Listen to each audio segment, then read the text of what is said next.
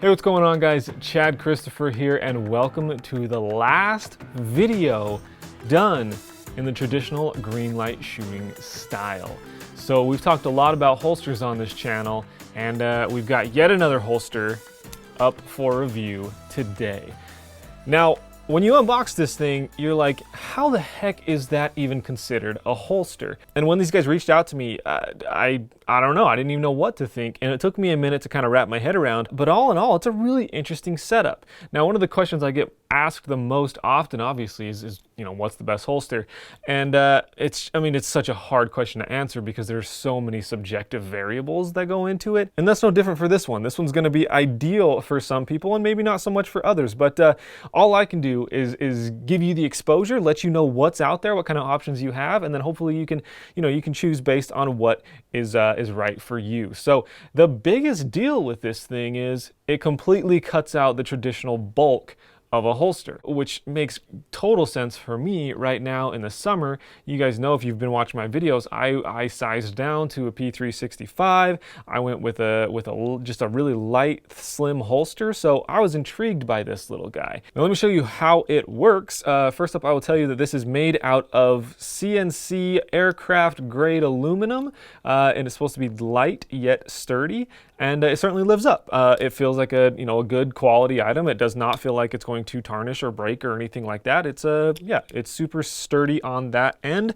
Now, on what seems like the bottom here, there is a traditional Picatinny rail mount attachment. So I'm gonna go ahead and mount that up here on my Glock 19. It's actually just got a Phillips head screw area there, so you don't need any specialized, Torx wrenches or anything, which I love. And then this is how it sits on the gun.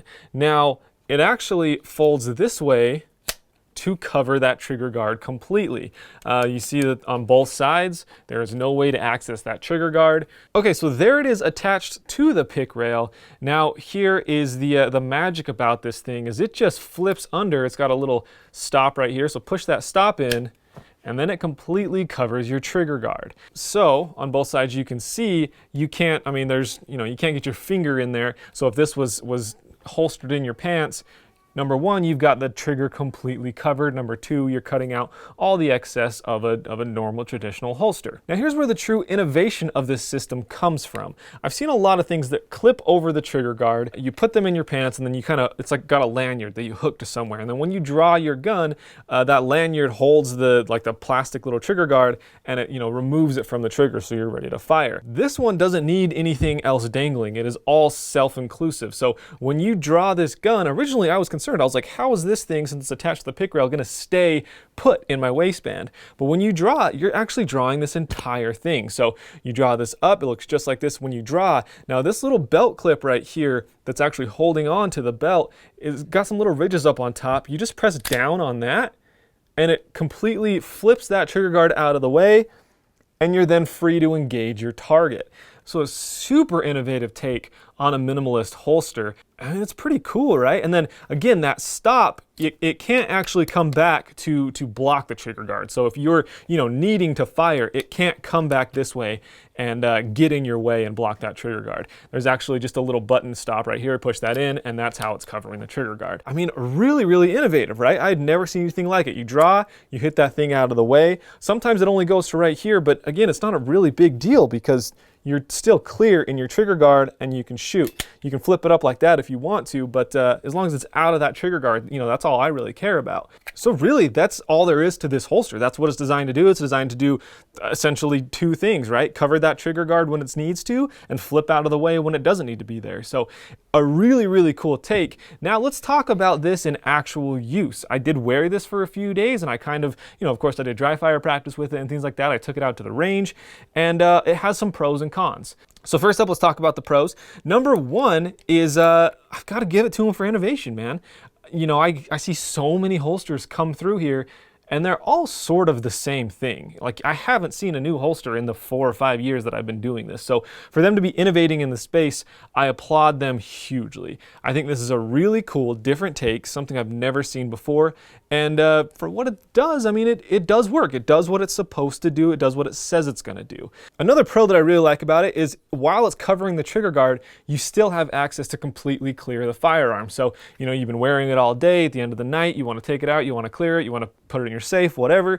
You take it out and you've still got access to your magazine release. You've still got access to your slide right here. So you can rest assured that, like, I mean, even if there was one in the chamber, you know you're not touching that trigger because that thing is covered while you're clearing it. Really nice peace of mind. The other thing is, if you have a firearm that you can like completely disassemble, that you can field strip without needing to pull the trigger, you can absolutely do that. Glock 19s, I need to pull the trigger, so that's not applicable, but you know, other firearms will allow you to do that.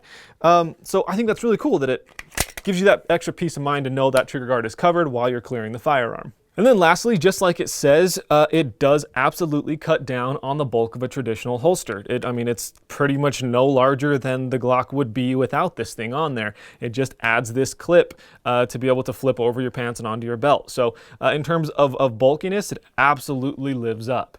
Now, there were a couple things, you know, that we need to point out, maybe some constructive criticism on this thing. Number one is it does take up your pick rail. So if you want a light, if you want a laser or something like that, it takes up that accessory rail. Now, they have assured me that in future iterations, they plan to have an additional pick rail down here or something like that.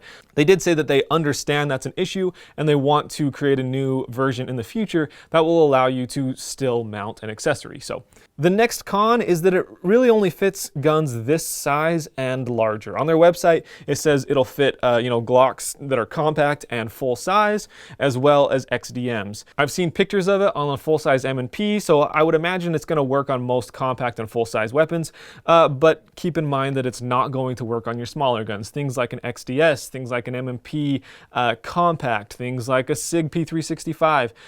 So you're kind of stuck to this Glock 19 size and larger, which I mean it works and doesn't work. I mean, the idea of cutting down the bulk of a traditional holster makes sense for like a Glock 19. It's already a fairly large gun to be carrying, so to cut out that additional bulk is nice. It allows you to carry a larger gun like this. On the downside, if you want to be super minimal carrying a small gun with this holster, they don't allow for that yet.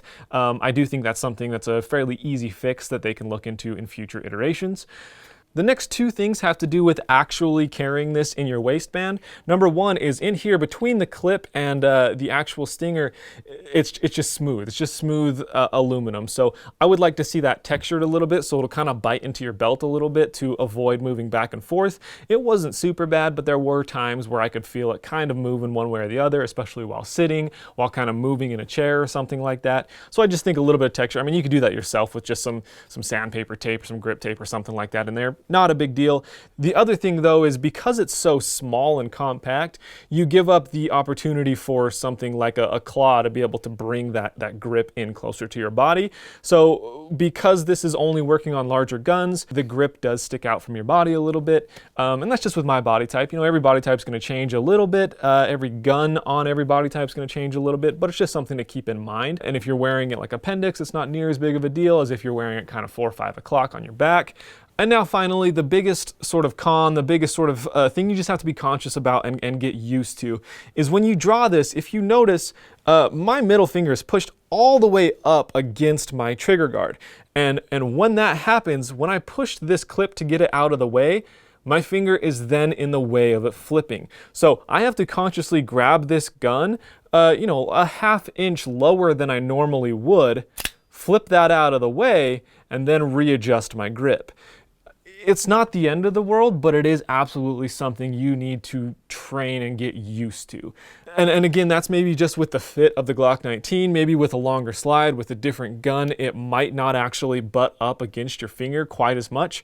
But for me, I think that's the one thing that really kind of makes this thing a little bit harder to use. You have to be really conscious of that. Along that same vein, when I draw, if I'm to grab both hands over this thing before I move this out of the way, You see how this comes down? It just makes the perfect spot for my support hand to cover, which then obviously makes it impossible to clear the trigger guard holster out of your way. While training with it, while getting used to it, I really had to get in the habit of changing my grip up a little bit, grabbing the gun a little bit lower, flipping that out of the way, and then covering with my support hand. Again, it's not the end of the world, but it is something you need to be conscious of. So that's my pros and cons sort of review on this thing. I think it's super, super cool. I think it's very, very innovative. My hat comes off to these guys for pushing the envelope. I do think there are a couple things they can work on in the future and future iterations, but for now they are absolutely headed in a cool direction, and I'm very excited to see where this thing goes. Now, price-wise, we're looking at $45, and again, that's significantly less expensive than most quality holsters out there. As you'd expect for it to be a little bit smaller item, the fact that it's all this kind of aluminum grade, this aircraft grade aluminum is really cool. Just totally flips out of the way. It's low profile, and I think it's a cool setup. The other, I guess, pro, if you want to call it as such, is while it's on the end here, it does kind of act like a, like a big flashlight or something. So it does kind of feel like you've got a compensator on the end. It's going to reduce your muzzle flip a little bit. So as you come out of that draw, flip this thing out of the way, it's weighing down the front of your muzzle a little bit, giving you a little bit more control over that muzzle, which is kind of a cool setup. So $45, as I mentioned at the beginning of this video, it's impossible for me to tell you what's the best holster out there, what's the best kind of super slim minimalist holster out there. That's not necessarily the intention of this video. It's just to let you know that this holster does exist, and if it's something that you think might work out well for you, I do have the link down in the video description below. Check out that link, hit that like button if you enjoyed the video, leave me a comment down below, let me know your thoughts on this thing, and yeah guys, that's all I've got for you today. Super cool little innovative item. I'm excited to see where it goes. Thanks so much for checking it out. As I mentioned, this is the last video in the traditional green light shooting style. So be ready for some new, exciting videos coming your way. I'm stoked to see where this channel goes. We've been working really hard on it, and man, I couldn't be more excited. So hopefully you guys enjoyed it. If so, hit that thumbs up button, leave me a comment, and I will talk to you next time on the channel. Thanks so much for watching.